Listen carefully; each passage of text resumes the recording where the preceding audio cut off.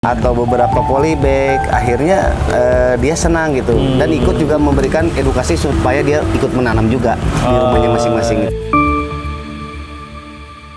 Ya, jadi memang poin pentingnya adalah bagaimana memanfaatkan lahan yang tersedia ya, Pak ya, dengan kemudian bagaimana membangun sebuah kebiasaan, terutama adalah bisa untuk untuk bagaimana tanaman-tanaman yang bermanfaat itu bisa dikonsumsi gitu. Bisa dikonsumsi ya? Pribadi gitu. Oke. Kang Ade bisa diceritakan mungkin terkait dengan tanaman sendiri bagi warga gitu. Itu sekarang di beberapa rumah itu kira-kira berapa jenis tanaman sih yang biasanya, dan jenis tanaman apa yang paling diminati? Ya tanaman sayuran. Sayuran Pak ya, sayuran apa? Tomat itu kan. Oh, tomat. Strawberry juga ada, strawberry. Strawberry. Di setiap rumah itu ada. Oh, berarti di warga sini yang tomat, cabai ya sama aja seperti yang di sini gitu.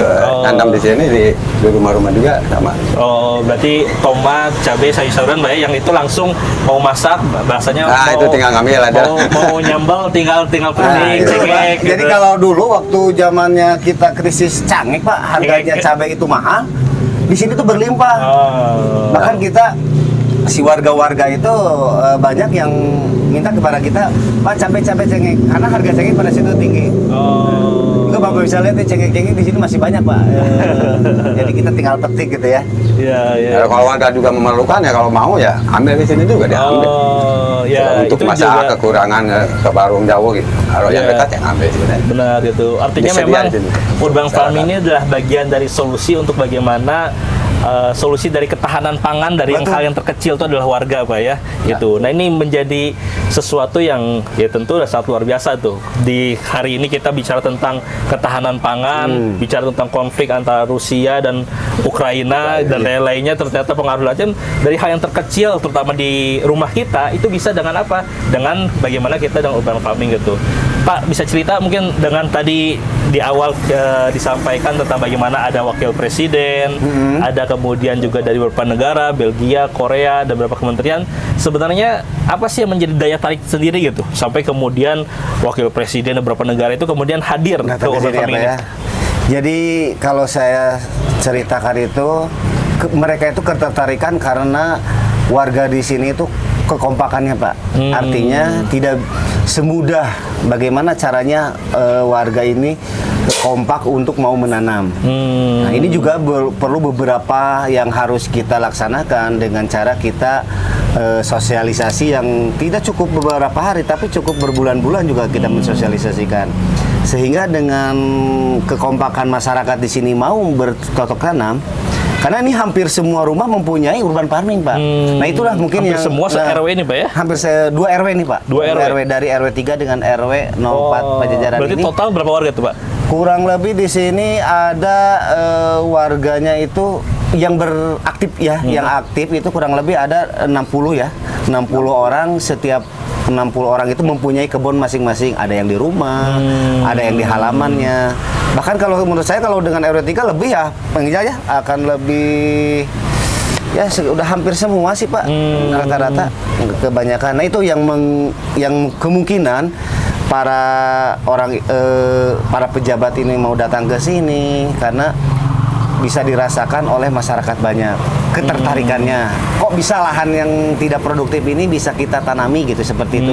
Saya kira mungkin seperti itu ya Pak ya. Ya, memang luar biasa ya teman-teman semua. Kalau kita lihat lokasinya di jalan besar ada jalan Pasteur yang langsung jalan akses ke Jakarta, tapi kemudian lewat gang-gang di bawah di sungai, kemudian ada bisa dikatakan sebuah telaga lah yang akhirnya ini memberikan sebuah kenyamanan bagi kita gitu. Warga padat ini, di warga padat ya, di sini warga padat di gang, tapi kemudian bisa memanfaatkan lahan yang ada untuk ketahanan pangan tadi gitu. Jadi itu menjadi daya tarik dan juga kesadaran masyarakat yang ada di sini untuk kemudian bagaimana bisa melakukan terkait dengan urban farming gitu. Siap. Kang Ade mungkin bisa bisa cerita terkait dengan kemudian tantangan dari kemudian yang belum tercapai apa sih Kang gitu? Yang belum tercapai dengan adanya sekarang dengan warga dan lainnya gitu, misalnya ada tanaman yang lain-lainnya yang memang ingin ditanam atau yang lainnya gitu, Kang. Yang belum tercapai sih banyak. Salah satunya? Salah satunya ya lahannya juga kurang memadai, terus bajali tantangannya kalau ininya roboh itu harus diperbaiki, gitu kan? Nah itu tantangannya di situ. Kalau kita lagi enak-enak, kalau itunya roboh, itu dia tantangan kan? Oh ya. Bisa hancur semua. Ya. Oh. Nah, makanya ini perlu bantuan loh Pak. Iya, Ini perlu siap, bantuan nih untuk sarananya juga Pak.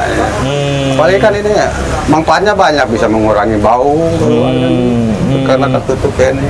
Iya. Nah itu tantangan yang saya satu itu yang ditakutkan. Itu lahannya itu, tempatnya itu. Peranggongnya. Peranggongnya itu kalau rubuh kan itu tantangan kan. Kalau Siap, tanaman ya kalau yang gini lah tuh udah berjalan lah kalau tanamannya. Yang itu kan kalau ini kan ada umurnya, ada waktunya 1 tahun atau 2 tahun udah keropok. Itu kan perlu disampaikan Pak itu. Siap, gitu. Berarti tantangannya adalah bagaimana ini bisa termaintenance Pak ya, dan juga bisa terus menerus gitu. Tidak hanya untuk generasi hari ini terutama gitu, tapi untuk generasi anak cucu kita ke depannya. Kalau Kang Wawan, Kang, apa sih yang mimpi belum terwujud Kang gitu, dan keinginan untuk bisa mengembangkan terkait buruan saya ini Kang? Jadi harapan dari kami, terutama warga Pajajaran Lestari ini, ingin kami menjadi agrowisata yang betul-betul bisa dikunjungi oleh dari berbagai macam daerah. Dan kami juga, mimpi kami yang sangat besar itu insya Allah akan bisa terjadi, karena mungkin dari diawali dengan kita mimpi ya Pak ya. Tapi harapan kami juga mimpi itu bisa terwujud. Karena saya lihat potensi untuk mengarah ke agrowisata ini sangat kuat Pak. Karena banyak juga dari daerah-daerah lain, dari kecamatan-kecamatan lain yang sengaja tiba-tiba datang berkunjung dan membeli sayuran-sayuran yang ada di Polybag ini. Jadi harapan saya mungkin itu, saya kedepannya Pajajaran kelompok tani ini sudah bisa menjadi agrowisata Pak. Buruan saya Pajajaran ini menjadi agrowisata. Menjadi harapan saya. Kelurahan agrowisata Pak. Agrowisata. Luar biasa teman-teman semua. Jadi memang ini menjadi PR kita semua ya, bagaimana ya tentu dengan tantangan global warming dan lain-lainnya, kita harus bisa menjaga bumi ini. Dan salah satunya dengan apa ya? Dengan bagaimana kita menanam tanaman di sekitar kita gitu. Salah satunya adalah ini dengan agrowisata gitu. Luar biasa sekali. Kang Wawan, terakhir mungkin pesan dan juga untuk generasi muda hari ini Pak, dan juga warga masyarakat Kota Bandung untuk kemudian bagaimana membangun kesadaran dan melihat dari hal yang terkecil gitu, terutama adalah memanfaatkan lahan yang ada di rumahnya masing-masing gitu Pak. Mungkin disampaikan. Pesan saya, harapan saya kepada seluruh para pencinta buruan saya ataupun warga Kota Bandung, mari kita menanam sayuran-sayuran. Tidak mempunyai lahan yang luas, kita bisa memanfaatkan lahan-lahan yang sempit. Contohnya, mungkin kita punya halaman yang ukurannya 5 meter ke 2 meter. Nah, kita menanam beberapa sayuran, itu seperti kita menyimpan di lemari es. Ketika menyimpan di lemari es itu, ada butuh waktu Pak. Tetapi ketika kita menyimpan di tanaman, kayak macam kita nanam daun bawang, kita ambil dari satu Polybag 3 kita sudah dapat berapa banyak yang kita tanam. Dan berkelanjutan seperti itu. Insya Allah ketika itu ketahanan pangan itu dan inspirasi ini diikuti oleh setiap kepala keluarga, insya Allah ketahanan pangan kita pasti akan berjalan. Nah, seperti kita menanam ini. Ikan itu kan ada di kolam ya Pak ya? Kalau kita simpan di kulkas 2 kilo itu bertahan lamanya paling 3 hari. Tetapi ketika ada di kolam ikan, kita menyimpan kulkas alami, lemari es alami. Nah, sehingga kita ngambil fresh ya. Nah, itu luar biasa sangat sekali. Dan saya yakin mudah-mudahan warga Kota Bandung kalau mau mengikuti inspirasi seperti buruan saya, urban farming, saya yakin akan berhasil ketahanan pangan kita Pak. Ya, kalau Kang Ade mungkin terkait dengan pesan bagi generasi muda dan juga bagi warga Bandung atau juga bahkan kemudian bagi pemerintah Kota Bandung gitu. Apa sih Pak berkaitan dengan yang sudah berjalan hari ini gitu? Pesan-pesannya? Ya pesan ke semua para Kota Bandung, warga Kota Bandung, mari kita bertanam jadi buruan saya. Karena ada hasilnya. Dengan hasil aja. yang supaya ada hasilnya. Ya, luar biasa sekali teman-teman semua. Ini adalah kisah inspiratif ya dari Kang Wawan dan juga Kang Ade dan juga warga di Kelurahan Pajajaran berkaitan dengan bagaimana urban farming gitu. Karena tentu kita sering kemudian mewacanakan berkaitan dengan selamatkan save earth, selamatkan bumi ini, tapi kemudian kita hanya menjadi sebuah isu dan wacana saja.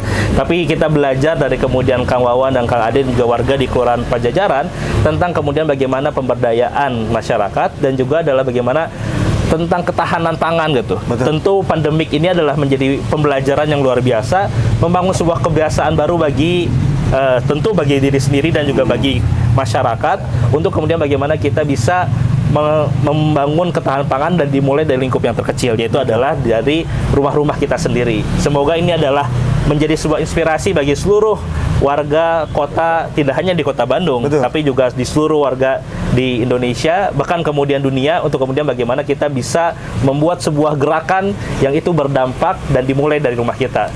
Alhamdulillah, mudah-mudahan ini bisa kita petik dan kita akan kemudian kembali dengan kisah-kisah dan juga podcast inspiratif yang lainnya dan menjadi sebuah gerakan dan gebrakan untuk Kota Bandung lebih baik lagi. Akhirul kalam, wassalamualaikum warahmatullahi wabarakatuh. Nah, Bandungan.